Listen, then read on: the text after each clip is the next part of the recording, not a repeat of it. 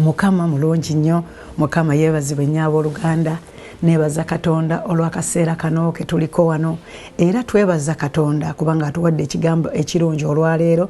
Mukama mulungi kubanga ekigambo kyaffe kyatuwadde kiviira ddala mu Isaiah 43 n'olunyiriri olw'19.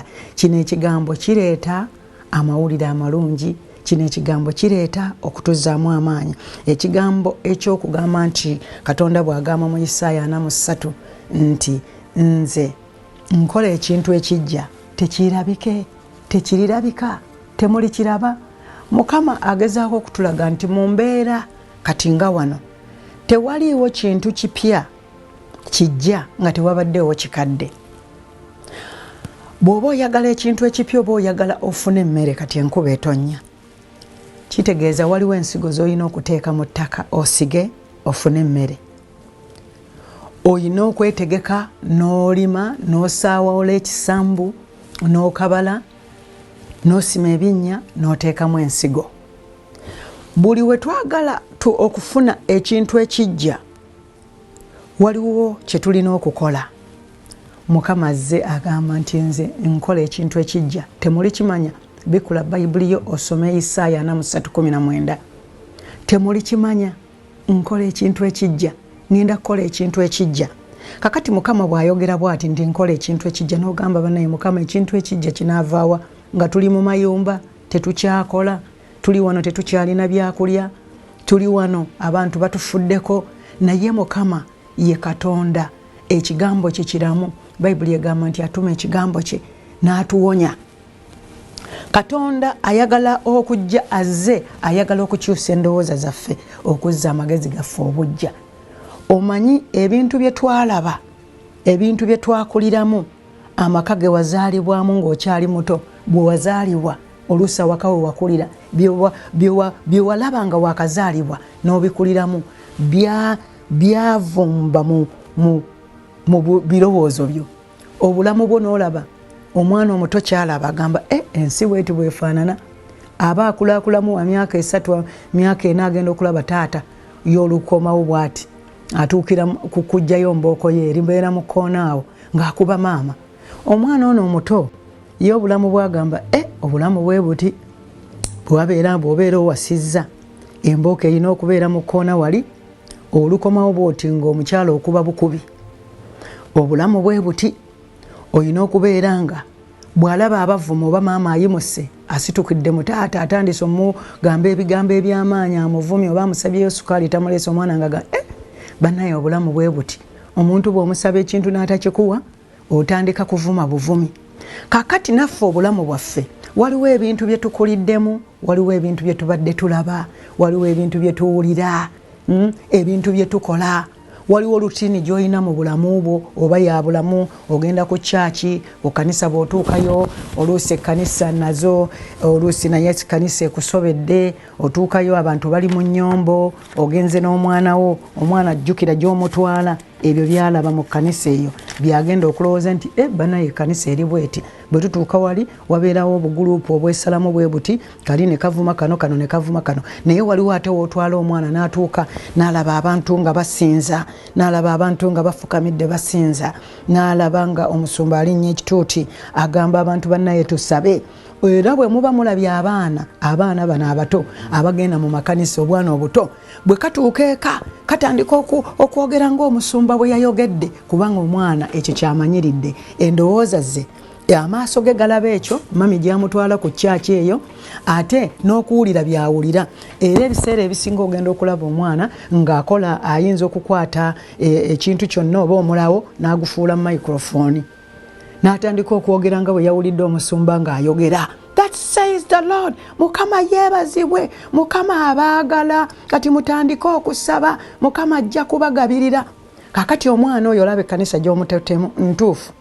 Bayibuli egambye nti kuza omwana mu mbeera gy'ateekwa okubeeramu nti ne bw'alikula, mukulize mu kkubo ly'ateekwa okubeeramu nti ne bw'alikula talikola ki? Talirivaamu. Kakati twogera ku ndowooza zaffe. twogera ku ndowooza ebintu bye tumanyiridde okukola ebintu bye tulaba amaka agamu ge twakuliramu nga bamaama bayombayomba babeera mu kukaayana naye ate n'olaba omuntu nga yakulira mu maka nga wo balina engeri gye beeyisaamu Katonda bamutya bwe tebalya mmere nga tebasabye bwe batuula awamu abaana bafukamira bwe bamala okulya emmere abaana beeyanza abazadde ofumbye nnyo nnyabo ofumbye nnyo ssebo bwe baba balidde kanyama ne beebaza taata weebale ku ssaka ffe twakulira mu maka nga baatukuza bulungi naye byonna byonna bye twakuliramu bye byanyweza kiki kyobeera byonna bye wakuliramu bye wakula olaba ebifo by'obeeramu ne bw'obeera kati ng'oli mukulu ekifo ky'olimu abantu abakwetoolodde bye boogera bye bakola bikyusa obulamu bwo binfluensinga obulamu bwo mu luzungu biviirayo bulungi oluusi bikyusa endowooza zo mindset yo n'ekyuka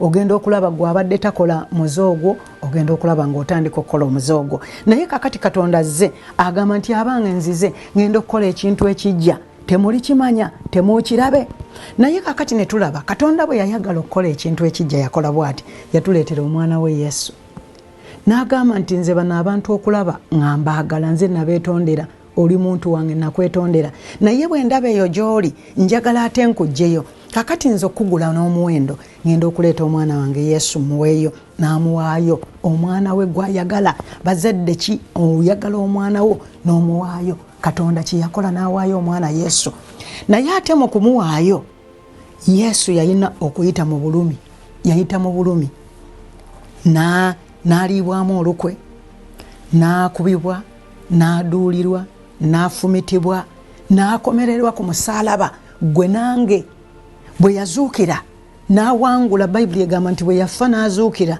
n'ajja n'ebisumuluzo n'awangula gwe nange tusobole okubeera nga tubeera balamu bwe tukkiriza obulokozi kati ebisumuluzo ebyo bye yawangula n'atuwa era agamba nti bwe tubikozesa tuba n'obuwanguzi bituyamba n'okukyusa endowooza zaffe zirina kukyuka zitya endowooza zaffe zirina kukyukira mu kigambo kya Katonda kubanga bye tuwulira bye bireeta okukkiriza okwo bwe tuwulira ebiri negativu byebyepayiringa byebijjula ku ndowooza zaffe byebijjula ku mitima gyaffe kakati ne tutambulira mu butakkiriza ne tutambulira mu kubeera nga tubeera tuli bakosefu ne tutambula nga tulina okutya kubanga tuwulira ebigambo omwana waakulira bw'aba akula abazadde baboggola omwana akula n'entiisa abaana abasinga bakuze ne bakyuka obwongo ne bukyuka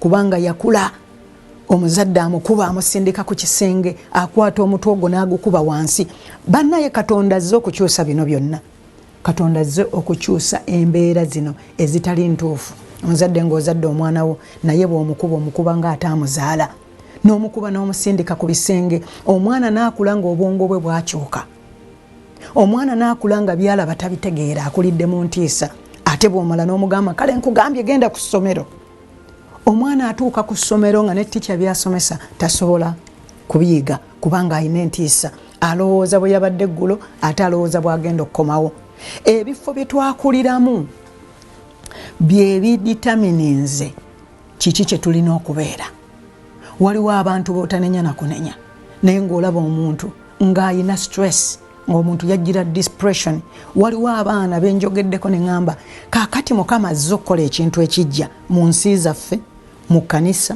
mu ofiisi ku mirimu gyo mu famire zaffe ne weebuuza n'ogamba nti bannange Mukama nga w'amaanyi abantu yadde nga tuyita mu bugubi naye Yesu yatusasulira dda naye ng'olaba nti embeera ekyali nzito naye Mukama agambye mu Isaaya 43:19 nti nze nzize okukola ekintu ekijja kakati bw'otunulamu ne weebuuza n'ogamba nti naye Mukama alina amaanyi bwe mba ndaba wano mu Uganda abaana abali ku nguudo ababadde basula ku nguudo nga bw'otambula n'ensawo yo nga teweegendereza bagisika nekeresi bagisika essimu bagisika naye mu biseera bino laba obudde bwe bugenze ebiseera bino byonna weebuuza nti bannaye bano abaana basulawa era baliriddawa tuwulidde nnyo abaana abafudde abali ku street nti bafudde kubanga babadde enjala naye tebaliiyo kakati Mukama bwe mbadde nga ntunula mu kulowooza okwange nga ndaba nti Katonda asobola nnyo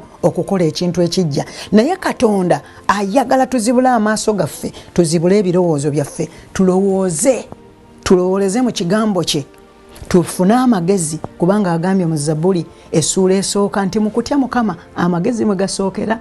Bwe tutya Katonda tunaamutya tutya Katonda nga tumunoonya. Bwe tunoonya Katonda agamba nti kale munoonye obwakabaka obwa Katonda n'ebirala byonna binaakola ki, binaabongerwako. Kati Mukama atwongeddeko amagezi, atusuubira okukwata ebintu byonna n'amagezi, okukwata ensi yaffe n'amagezi. Bingi nnyo ebiyinza okukolebwa mu nsi kati nga bipya, okuva mu kava gye tugenze Mukama gy'atugambye okubeera nga tuvuddeyo, tubikkuliddwa ne tumunoonya ne tubikkula Bayibuli, tusobola okuvaayo nga tuli bajja.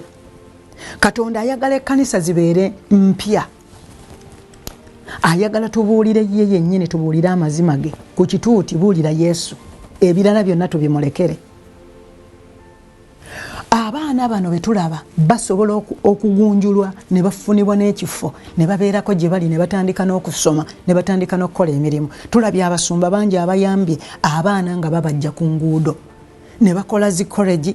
Abaana tubalaba bagraduate nga ntera nnyo okulaba ewa Pastor Kayanja nga abaana bambadde ebyambalo nga bagraduate nze, naye nga bwe bawa obujulizi baava ku nguudo, baali basikansawo, baali banyaga. Naye abaana bano bakyasobola okuvaawo ne babeera nga bafuuka abaana abantu balamu. Abamu bajja ku nguudo kubanga tebalina bazadde, abamu bajja ku nguudo kubanga bayize emize egy'abo abali balinaanye, ate n'abakulu eriyo n'abakulu abasula mu Kampala nga yatambula butambuzi, ne bwabeera mukyala ne bwabeera nga musajja. Naye Mukama atugamba mu Isaaya 43:19 nti nze nzize kukola kintu kijja. Mukama azze okukyusa ensi yaffe. Kakati Mukama azze ayagala tumuwe ekitiibwa, tumutegeere, tufukamire tumubuuze, Mukama oyagala nkole ntya? Abakulembeze, ba leaders, ba LCs, abali ku masomero, ba headmaster, abakulira abakyala oba mu makanisa oba wa abakyala b'abasumba, Katonda ayagala atuwa amagezi, ebintu tubikutte tutya. Bwe mbeera nga ndi mukyala musumba, kaneegambe nga nze Mama May ni mukyala wa musumba, nkwata ntya abantu mu kanisa? Nina kubeera nti nno nina okulaga ekitiibwa kyange, nze mukyala w'omusumba no muyina okuntegeera, muyina okumpa ekitiibwa. Obukyala bw'obusumba Katonda atuwadde okuweereza, okubeera aba leaders, okuweereza abalala nga tulaga abantu bano ekyokulabirako basobole okutegeera Katonda waffe. Ng'abaana abawala tubayigiriza empisa, batambula batya, nabo bwe banaakula ne badda mu bifo eby'obufuzi oba ebya leadership nga basobola okuba bamaama. Baana bangi ebweru ababonaabona, naye ffe nga bamaama ekifo kino eky'obukyala bw'obusumba tukikozesezza tutya? Mukama agamba nti laba nkola ekintu ekijja, temuli kimanya. Mukama ayagala nkyuse endowooza zange. Bwe mbeera mukyala musumba ne mbeera mu kigambo kya Katonda, n'ensoma ekigambo kya Katonda kimpa amagezi, kubanga bwe nsomye ekigambo kya Katonda kindaga nti ngondedde Katonda, ngondedde eddoboozi lya Mukama. Labayo nsoma ekigambo kya Katonda kimpadde amagezi. Entebe Katonda gyampadde si kugikozesa kukuba balala, si kugikozesa nyigiriza abalala, naye okuleeta abaana abo abanyigiriziddwa abatalina babazaala. Obukyala bw'obusumba oba okuba maama omukyala ayimiriddewo okuba mukyala w'omusumba mulimu munene nnyo. Oli maama w'amawanga, oli maama ow'okunyiga ebiwondo eby'abaana abalala abatalina bazadde, oli maama ow'okubeera omusumba. Oyo omusumba alinga ye first born wo kangeze. Bw'oyimirira n'omusajja wa Katonda oyo n'omulabisa emirembe, ajja kwogera ebigambo ebirungi, ajja kubuulira enjiri egasa amawanga, ajja kubeera omusajja ayeewa ekitiibwa nga n'abalala bamuwa ekitiibwa nga talina bulumi. Wali olabyeko omwami ava eka ng'omukyala amusogojjodde kusogojjodde, amuvumyevumya, ajja nga bw'ajja ku kituuti agaba bulumi. Awo wootegeerera bw'ajja ku kituuti oluusi mu kifo ky'okugaba enjiri ajja gaba bulumi.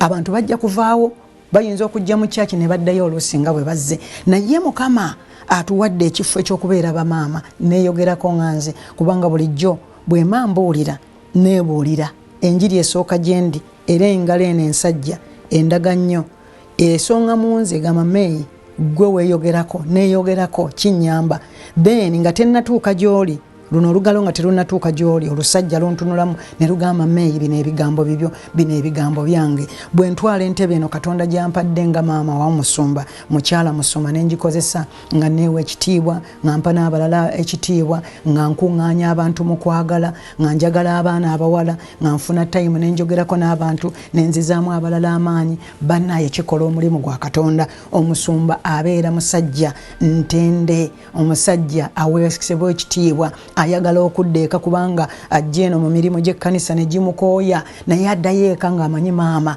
akoze buli kimu. Maama alina eddoboozi. Omanyi ffe abakyala eddoboozi lino lye tulina Katonda alituwadde lisobola okukyusa amawanga, liwonya, lizza engulu omutima gw'omuntu oguzikirira. N'olwekyo waliwo omukyala ne bw'oba toli mukyala wa Musumba olina ekiti ky'olimu, oli ku kyalo gwe mukyala gwe n'abakyala, oba oli mukyala wa mwami Erosi, oli mukyala wa mukulembeze, oli mukyala wa kitongole, oli mukyala wonna wooli, oli mukyala headmistress oba oli mukyala wa headmaster, gwe omukyala oyimirira ng'omukyala n'ozaala abaana. Ffe tuli bamaama b'amawanga. Mpadde obujulizi ne ŋŋamba nti waliwo omwana ayina ebintu byankolera naye yankomyeko nnyo ku bulamu. Tabinkolera lwakubanga yakkiriza Mukama, naye muli nasaba ne ŋŋamba Mukama omwana ono ali mu mulimu gwa Katonda ogenda mmulokola. Naye nga mwebaza ne njogera naye ng'olaba omwana mulungi mukkakkamu. Being nti erinnya eriri ku njiri liriko maama May, lino erinnya lya buweereza. Ekiseera kye najja n'omusumba Kawala mu Massachusetts mu Boston, erinnya eryo we lyabagukirayo. Nze Uganda nga mpitibwa erinnya ly'abaana bange, maama Deborah, maama Paulo, maama Dani, maama Filipo, maama Esther. Esther yagenda okuba ne Mukama ng'alina omwaka gumu n'emyezi 7. Naye nga bampita amannya maama Kawala, maama Musumba, maama Pastor. Naye bwe natuuka wano erinnya lya maama May wano mu Boston, Massachusetts we lyakala litya. Nkimanyi bantu bangi nnyo be nasanga nga balina era embeera ze bayitamu, naye Mukama n'ankozesa Omwoyo Omutukuvu olw'ekisa kye okwagala abantu nga bwe bali, okusaba n'abantu, okwogera n'omuntu mu bulamu n'omuzzaamu amaanyi n'osaba naye n'amanya nti waliwo omuntu anjagala, waliwo omuntu anfaako mu nsi eyo etaliimu abamu nga tebalina famire. Naye erinnya ne likala maama May. Naye bwe mba ndiraba nga linnya lya buweereza. Naye omwana ono yamaze n'ayogera ekigambo bwe kiti kye mbadde ŋŋamba, n'agamba neebaza Katonda kubanga nange nina omuntu gwe nnyinza okuyita mami kyankomyeko. Mwana yagambye neebaza Mukama, maama May ŋŋamba buli kimu ky'oyagala nze okukola nja kukikola kubanga kati nkutwala nga maama wange.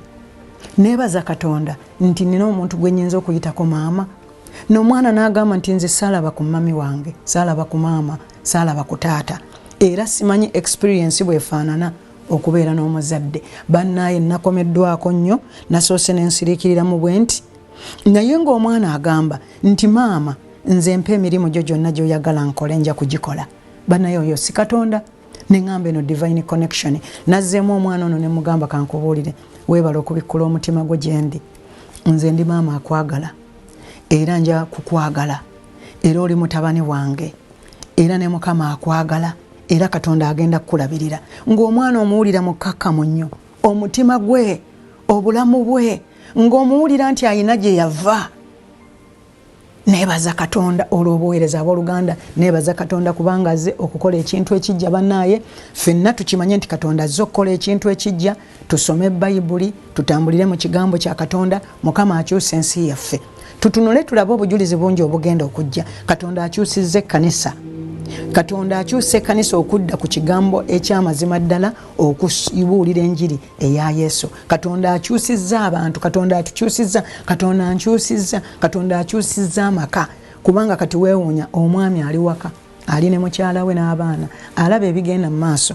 Luli oba oliawo maama bwe yasabanga kasukaali taata n'agamba nti sukaali yenna gwe twaguze kiro ennamba mwamunoonye bunoonyi.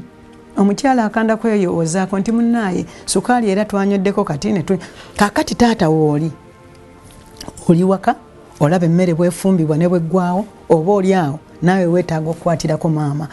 Amaka Katonda akola ekintu ekijja akusembezezza awali maama mubeere nga muwuliziganya at least obeerekaawo nga munyumyako olunaku ne luggwa ne bakuteekera akamere wali ku mmeeza abaana ne bakuweerezaako n'obeerako n'abaana bo. Katonda azze okukola ekintu ekijja. Katonda atukomyawo bannange. Tujja kwongereza okw'abooluganda. Enjiri tekoma naye Katonda akola ekintu ekijja. Gavumenti yaffe ya Uganda Mukama agikolamu ekintu ekijja. Ebintu byonna byonna Katonda byaleeta bipya. Tugenda kuba n'emirimu mipya, amasomero mapya, amakanisa nga malungi mapya, nga tweyagalira mu nsi yaffe ng'erimu obukuumi. Era tukisaba katusabire buli kintu ekipya kyonna Mukama mu linnya lya Yesu.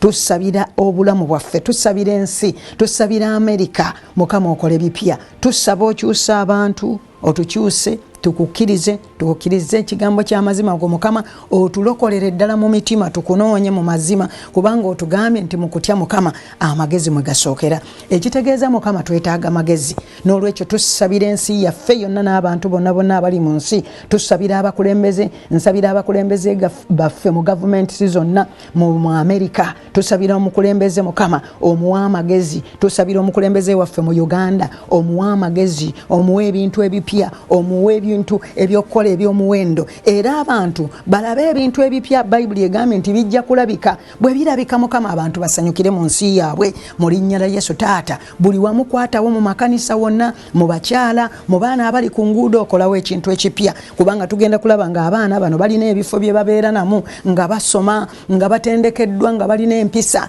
nga nabo beeyagala mu bulamu, nga balina n'abazadde, nga balina ne be bayita taata. Mukama abakyala ababadde nga bali ku nguudo, n'abasajja n'abo abatambula ekiro Mukama nga banoonya ebyokulya, taata kati basazeewo bafune ku byokukola, batandike bizinensi kubanga ozze okukola ekintu ekipya. Nkwebaza olw'oyo akikkiriza Mukama, era nkwebaza n'olwabo b'okyakwatako Mukama. Weebale nnyo kubanga n'obulamu obwange obukyusa n'abaana bange Mukama. Okyusa ekkanisa, okyusizza abantu baffe nawano Mukama mu studio, okyusa omukulu waamu Mukama, omuwadde omukisa, omuwadde ekisa. Nkwebaza Katonda wange kubanga oddamu okusaba kuno mu linnya erya Yesu Kristo Mukama waffe. Amiina. Banaye Mukama abawa omukisa. Nsigadde ndi Mary Kawaala. Amen.